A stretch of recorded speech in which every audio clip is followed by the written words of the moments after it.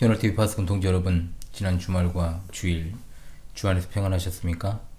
새롭게 시작된 한 주간도 성삼일체 하나님께서 여러분과 늘 함께 하시기를 원합니다. 이번 주도 변함없이 하나님 말씀 중심의 삶을 살아가시기를 원하오며 현오리와 함께하는 올해 13번째 구원의 여정 출발하도록 하겠습니다. 2025년 13주차 하나님의 말씀은 누가복음 3장 22절의 말씀이 되겠습니다. 자, 함께 외워봅시다. 성령이 비둘기 같은 형체로 그의 위에 강림하시더니 하늘로부터 소리가 나기를 너는 내 사랑하는 아들이라 내가 너를 기뻐하노라 하시니라. 누가복음 3장 22절 말씀. 아멘. 다시 한번 해보겠습니다. 성령이 비둘기 같은 형체로 그의 위에 강림하시더니 하늘로부터 소리가 나기를 너는 내 사랑하는 아들이라 내가 너를 기뻐하노라 하시니라. 누가복음 3장 22절 말씀. 아멘.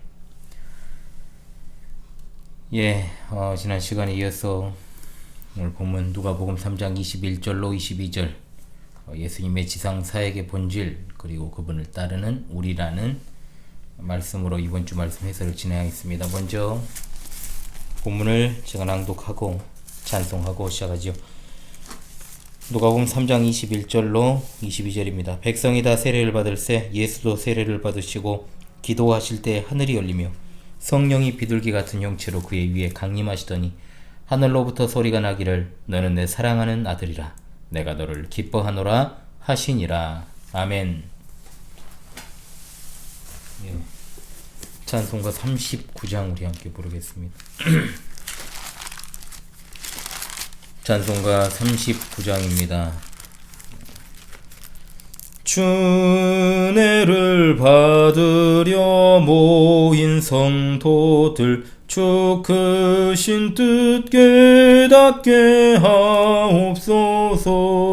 내 고통의 멍에를 다 벗게 되니 날 구속하신 이름 찬양하리. 주 우리를 곁에서 인도하시니 그 거룩한 나라가 이루어지네. 저막 위와 싸워서 늘 승리하니 큰 영광 주께 돌려 찬양하리. 주 우리의 방패와 창검 되시니 나 승리의 주님을 따릅니다. 근한 난을 당할 때 늘 도우시니 승전가 높이 불러 찬양하리.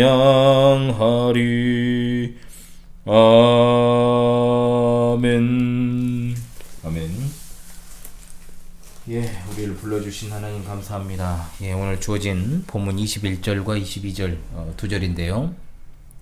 예수님께서 이제 공적 사역에 대한 준비로 세례 요한에게 세례 받으실 때 일어난 일에 대한 간략한 기록이 되겠습니다.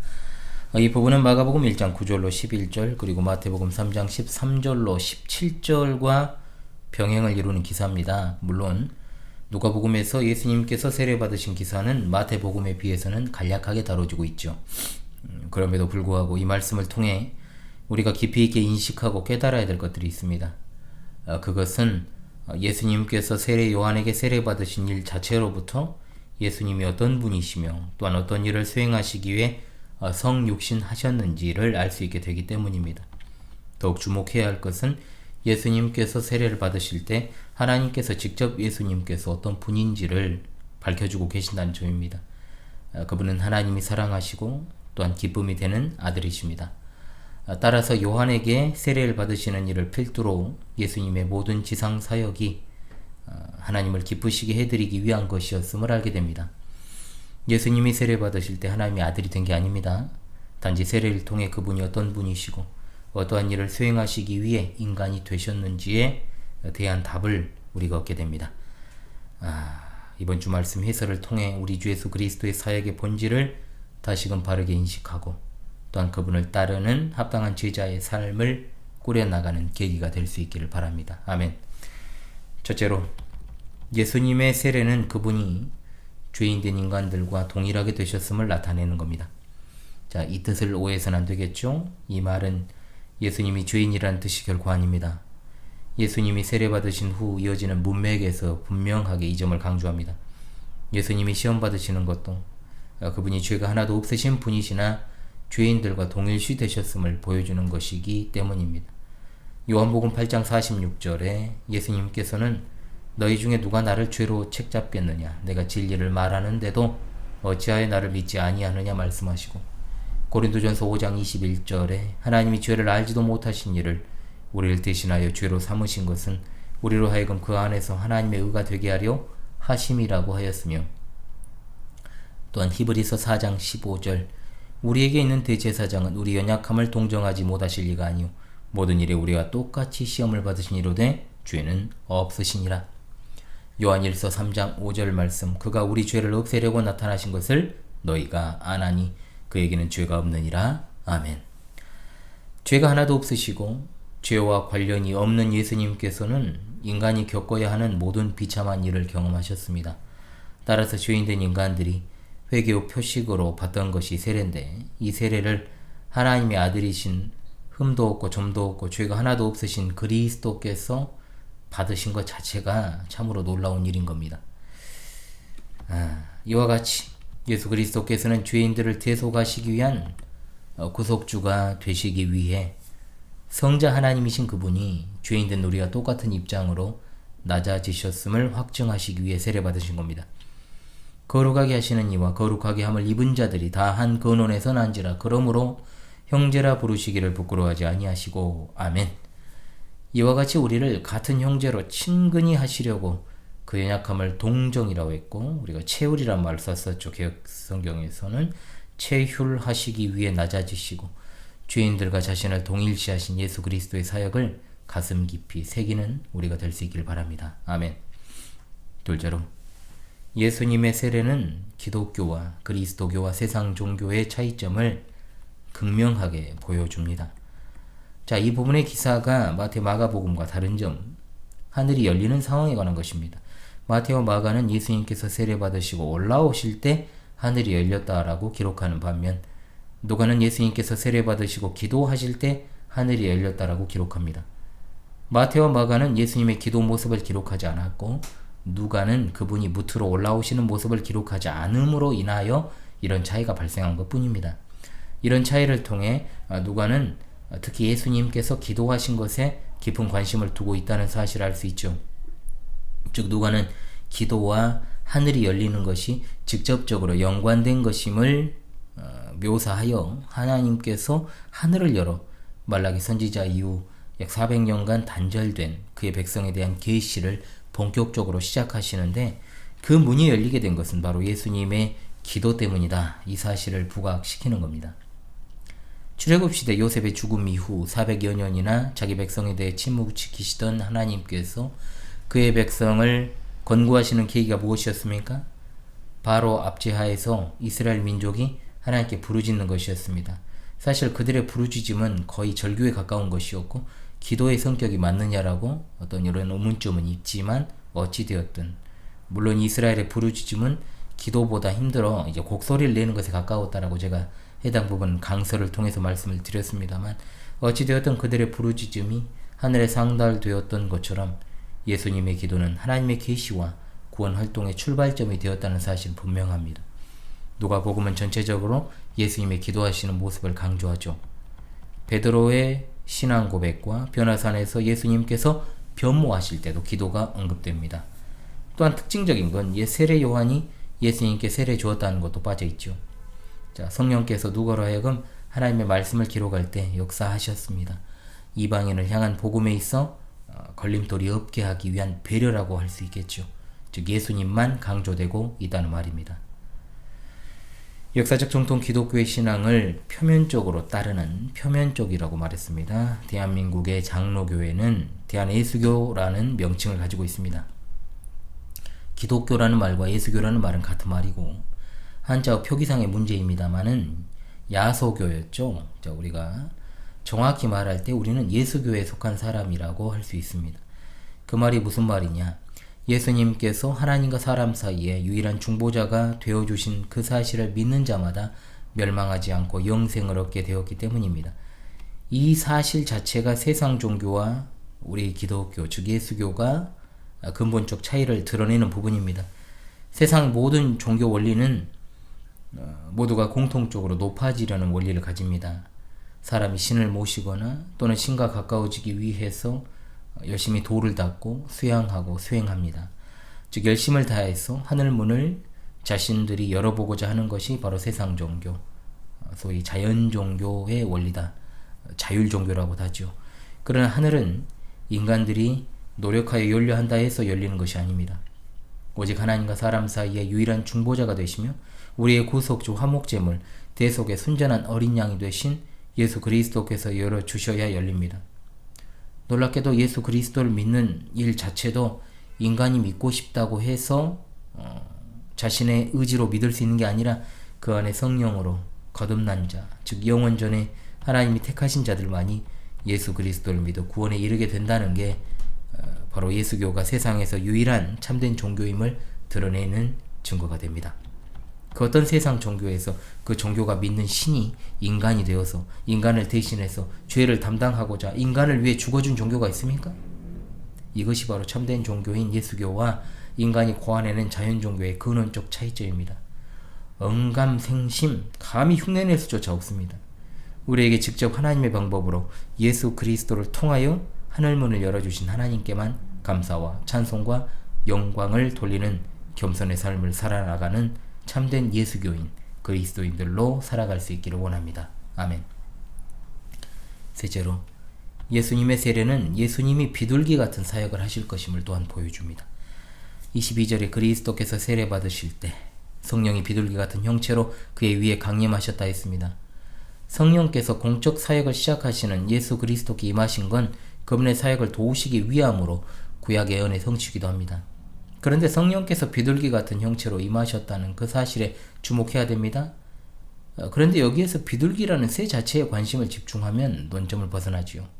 비둘기같이 또는 비둘기 형태로 임하신 성령님의 강림은 성령께서 예수님과 관계하는 방식을 강조하는 것이지 비둘기라는 새 자체를 강조하는 건 아닙니다. 이것은 주님의 사역과 그분의 성품이 어떤 것인지를 보여주는 상징에 불과한 것이기 때문이죠. 성령께서 비둘기와 같은 형체로 그리스도께 강림하신 건 그리스도께서 죄인들을 날마다 불러 구원을 얻게 하려고 친절하게 부드럽게 부르시는 그분의 온순함과 또한 온유함을 돋보이게 하려는 뜻에서 주어진 것입니다. 또한 우리가 그리스도께 나아가는 데 있어 전혀 두려운 마음을 갖지 않게 하려는 뜻에서 보여주시는 상징이요. 또한 그리스도의 더없이 따스한 위로에 대한 약속입니다. 실제로 예수님은 비둘기가 가리키는 상징적인 의미와 같은 삶으로 살아가셨습니다. 무엇보다 예수님은 구원의 기쁜 소식을 전하셨는데 대홍수 심판 때 노아가 땅에 물이 마른 것을 확인하려고 까마귀와 비둘기를 방주에서 내보냈는데 비둘기만이 땅이 말랐다는 표시로 새 감람나무 잎사귀를 물고 왔던 것을 생각해 봅시다. 이와 같이 초림하신 그리스도께서는 하나님의 심판의 무서운 소식이 아닌 용서와 구원의 소식을 이 땅 가운데 전파하신 사랑스럽고 아늑한 은혜를 우리에게 주시며 맞아주시는 하나님이십니다. 예수님은 참으로 온유한 분이십니다. 마태복음 12장 18절로 20절 말씀, 보라 내가 택한 종 곧 내 마음이 기뻐하는 바 내가 사랑하는 자로다. 내가 내 영을 그에게 줄 터이니 그가 심판을 이방에 알게 하리라. 그가 다투지도 아니하며 들레지도 아니하리니 아무도 길에서 그 소리를 듣지 못하리라. 상한 갈대를 꺾지 아니하며 꺼져가는 심지를 끄지 아니하기를 심판하여 이길 때까지 하리니 라고 말씀하십니다. 온유하신 우리 주 예수 그리스도께서는 죽은 나사로를 보고 우시며 자기를 배쳐가는 예루살렘을 보시고 또한 그 미래를 슬퍼하며 우셨습니다. 끝내는 온유하게 도수장에 끌려가면서도 반항하지 않는 그런 양과 같이 순전한 대속의 제물로 십자가에서 죽으시기까지 하나님 아버지께 순종하셨습니다. 이사야 53장 7절 말씀, 그가 곤욕을 당하여 괴로울 때에도 그의 입을 열지 아니하였으며 마치 도수장으로 끌려가는 어린 양과 털 깎는 자 앞에서 잠잠한 양같이 그의 입을 열지 아니하였도다. 아멘. 주의 사랑하시는 우리 파스꾼 동지들이시오, 우리 각자는 성령께서 각자의 마음에 내주하시는 거듭난 심령들입니다. 그렇다면 우리가 주님의 성품을 닮아가는 건 당연한 거죠. 주님은 온유하게 아버지 하나님의 뜻에 죽기까지 순종하심으로 자신을 드리시기를 마다하지 않으셨습니다. 마태복음 11장 29절로 30절 나는 마음이 온유하고 겸손하니 나의 멍에를 메고 내게 배우라. 그리하면 너희 마음이 쉼을 얻으리니 이는 내 멍에는 쉽고 내 짐은 가벼움이라 하시니라. 아멘. 주님이 하나님께 대하여 신실하신 것처럼 우리도 이 땅에서 살아갈 때 가장 선한 행위가 하나님의 뜻에 순종하여 하나님을 위하여 살아가는 것임을 다시금 깨닫고 우리 안에 내주하시는 성령 하나님의 인도하심을 따라 화평과 온유와 인내와 절제와 같은 성령에 합당한 열매를 행하며 하나님의 구원의 기쁜 소식을 간직하고 가르치고 전하는 합당한 생활을 해야 될 줄로 믿습니다. 아멘. 넷째로, 예수님의 세례는 그분이 하나님의 가장 기쁨이 되시는 아들이심을 보여줍니다. 성령께서 강림하시고 성부 하나님께서 예수님이 바로 메시아이심을 인정하시는 선포가 하늘로서 들려옵니다. 이 내용이 시편 2편 7절과 유사하죠. 시편 2편 7절은 왕의 대관식에서의 선언이다 라고 보통 일컬어지는데 너는 내 아들이라 다음에 내가 오늘날 너를 낳았도다로 이어집니다. 이와 비교할 때 본문은 앞에 사랑하는 이라는 말이 들어가서 사랑하는 아들 또는 외아들이라는 의미를 갖습니다. 그래서 시편 2편 7절에서 보여주는 하나님께서 세우신 왕이라는 의미와 함께 하나님과의 관계가 사랑하는 외아들의 관계가 되는 것을 강조하는 것입니다. 그리고 내가 너를 기뻐하노라 하셨습니다. 여기 기뻐하노라는 과거로부터 현재 그리고 미래까지 지속적 상태를 포함하는 표현입니다. 이사야 42장 1절에 약속된 메시아에게 성령이 임하셨음을 구체적으로 보여주는 말씀에 영향을 받은 것으로 여기 기뻐한다는 것은 과거에도 기뻐했고 현재도 기뻐하신다는 뜻입니다. 예수님은 영원 전부터 하나님의 아들이 되심을 증거하며 하나님께서 친히 이것을 선포하시고 성령께서 강림하심으로 확증하신 것입니다. 그렇습니다. 예수 그리스도는 하나님의 기쁨이 되십니다. 그냥 기쁨 아닙니다. 무한한 기쁨이 되시는 아들이십니다. 예수 그리스도께서 하나님의 이러한 무한한 기쁨의 대상이 되신 까닭이 무엇일까요? 1차적인 이유는 그리스도께서 하나님의 독생자이시기 때문입니다. 그러나 여기서 중요한 건 주님께서 본질상 그 영광에 있어 하나님과 동등된 분이심에도 불구하고 하나님의 뜻에 복종하셔서 온전하게 순종하셨기 때문입니다. 빌립보서 2장 5절로 8절 너희 안에 이 마음을 품으라 그리스도 예수의 마음이니 그는 근본 하나님의 본체시나 하나님과 동등됨을 취할 것으로 여기지 아니하시고 오히려 자기를 비워 종의 형체를 가지사 사람들과 같이 되셨고 사람의 모양으로 나타나사 자기를 낮추시고 죽기까지 복종하셨으니 곧 십자가에 죽으심이라. 아멘. 하나님께서는 주님께서 그분의 뜻에 따라 자기를 지극히 낮추시고 인간이 되시고 또 자신의 생명을 버리는 대속의 사역을 수행하시고자 결단하셨으므로 그분을 무한하게 사랑하신 것입니다. 우리는 예수 그리스도로 말미암아 의롭다 여김을 받고 또한 양자되어 하늘의 상속권을 부여받은 하나님의 자녀들입니다. 예수님은 하나님의 맏아들이시오 또한 모든 택함받은 양자들의 머리가 되시는 분이십니다. 따라서 그분으로 말미암아 의롭다함을 받고 자녀된 우리는 마땅히 하나님의 기쁨이 되어야 됩니다. 어떻게 하면 하나님의 기쁨이 될 수 있을까요? 하나님 앞에서 우리가 어떤 행위를 그분께 올려드리는 것으로 할 수 있는 게 아닙니다. 우리는 하나님께 드릴 것이 없습니다. 실제로 우리가 하나님께 연락될 만한 것들을 드릴 만한 조건을 갖추고 있지 못합니다. 우리는 구원받았지만 여전히 무익한 종이고 여전히 구원받은 죄인이기 때문입니다. 그러므로 겸손하고 한없이 낮아진 자세로 예수님처럼 하나님께 우리의 몸을 거룩한 산 제물로 드리는 것이야말로 하나님의 기쁨이 되는 출발점이 되는 겁니다. 성도란 어떤 존재입니까? 하나님께서 그 사랑하는 독생자 예수 그리스도를 십자가에 내어 죽이기까지 사랑하심으로 권하여 주신 세상에서 빼내어 구별하신 자들 아닙니까?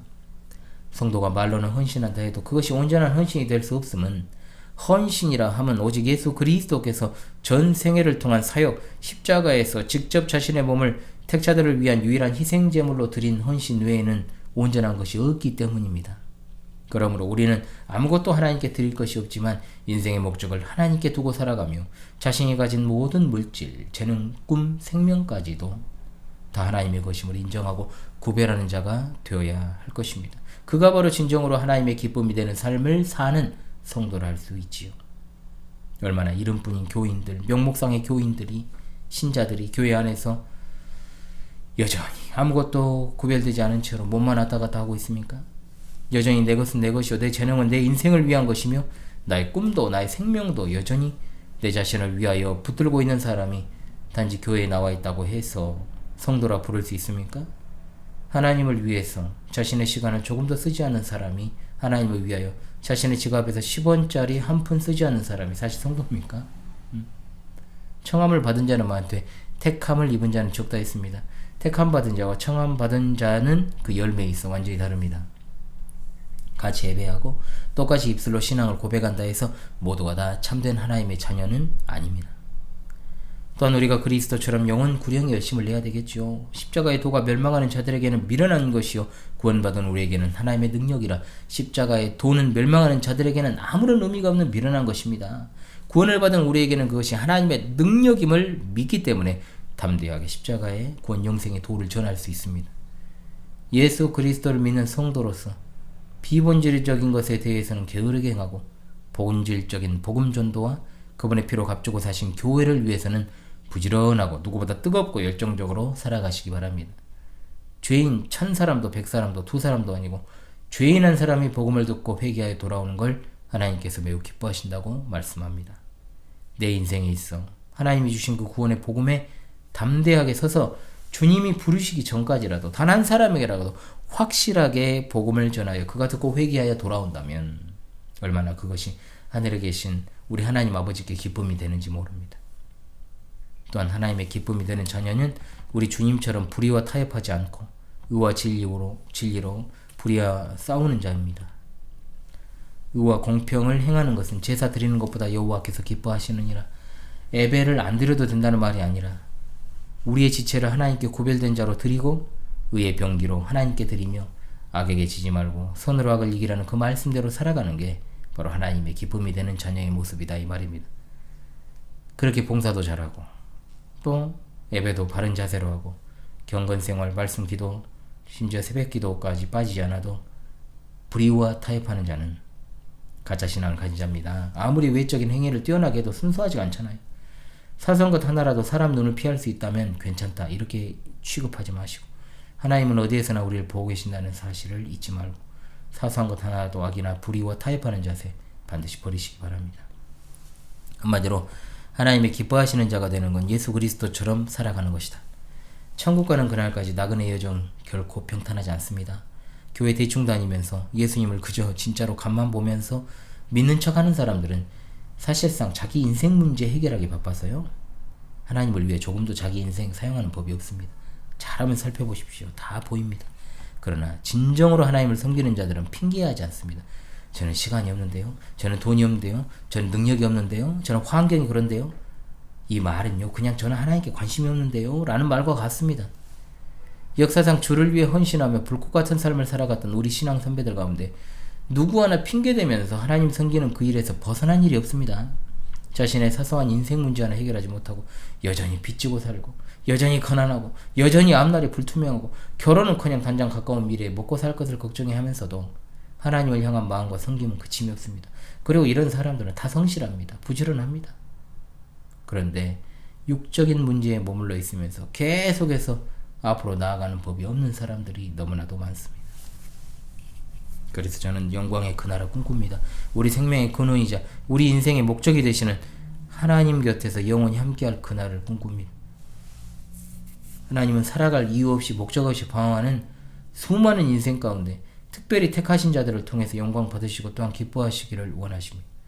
마지막 날에 어떤 인생을 살았던 자로 하나님 앞에 서기를 원하십니까? 너는 그냥 교회 문턱만 주구장창 밟다가 결국 이 자리에 왔구나. 넌 나와 상관없는 자다. 불법을 행하는 자여 내게서 떠나가라. 이런 준엄한 심판을 들을 것입니까? 그렇지 않으면 착하고 충성된 종아 자녀야 잘하였도다 내가 너를 기뻐하노라. 이 말씀을 듣기를 원하십니까? 하나님은 입으로 섬길 뿐이 아닙니다. 말로는 뭘 못합니까? 댓글로는 뭘 못합니까? 대답은 누구나 할 수 있습니다. 나는 왜 항상 이 모양이 꼴일까? 나는 왜 항상 이 자리일까를 고민하십시오. 소망도 열심도 의지도 없이 그저 해야 하니까 해야 한다. 나와야 하니까 나와야 한다는 그런 의식으로 정말로 혹시라도 매 주일 그리고 매주 월요일 반복되는 이번 주 말씀 해설을 듣고 계신 분이 있습니까? 아니면 뭐 들으면 다행이지만 안 듣는 사람이 더 많지만 어찌되었든 하나님을 기뻐하지 않는 인생이 하나님의 기쁨이 될 수 없습니다.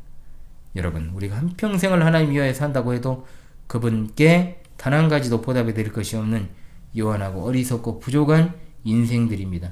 예수님께서 세례받으심을 통해 공적 사역을 본격적으로 시작하신 것처럼 우리는 오늘 말씀을 기점으로 하여 의로운 결단을 해서 주의 택하심을 받은 성도로 복음에 비친 자로 참된 종교에 속한 자로 성령의 인도하심 따라 하나님의 기쁨이 되는 삶을 살아갈 수 있기를 바랍니다. 다시금 이번 주 하나님의 말씀을 외우며 힘차게 3월의 마지막 날이자 4월을 시작하는 한 주를 시작하도록 하겠습니다. 성령이 비둘기 같은 형체로 그의 위에 강림하시더니 하늘로부터 소리가 나기를 너는 내 사랑하는 아들이라 내가 너를 기뻐하노라 하시니라. 누가복음 3장 22절 말씀. 할렐루야 아멘.